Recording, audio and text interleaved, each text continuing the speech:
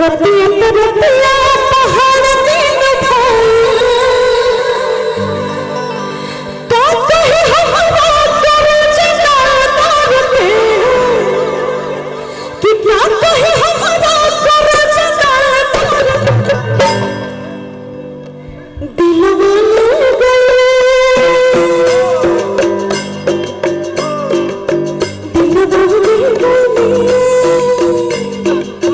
दिलवा ले गए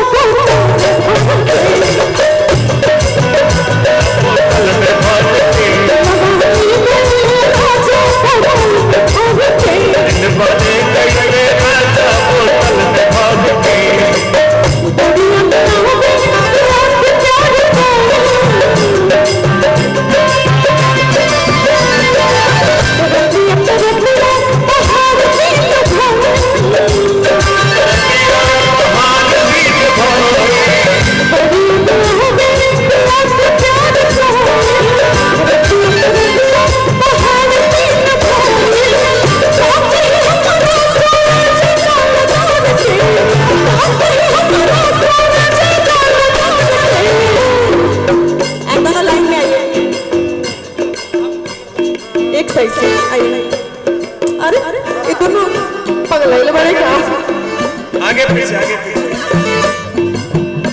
हाँ इंजन बनाओ ऐसे नहीं हुआ कमर पकड़ो इंजन बनाओ इंजन बच्चा में हम लोग खेल रहे थे। अच्छा ऐसा बच्चा थे इस इंजन में आप भी आ सकते जी नहीं बॉगी नहीं बनेंगे हम डिब्बा बनेंगे सबसे पिछल का इंजन आप बने हम लोग डिब्बा हम ही बने और क्या अच्छा चलिए बनिए लेते बाबू तुम पीछे जाओ हाँ चलिए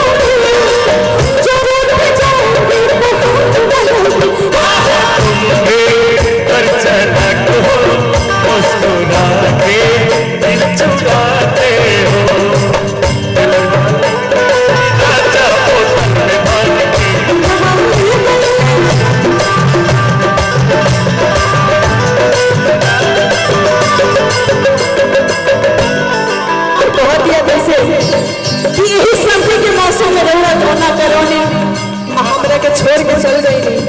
अरे वो जानता नहीं हम कैसे रहिले दिन के दिन रात के रात ना बुझाला दर्द सही ले आंसू बहाई ले जिंदा रही ले कैसे कहती है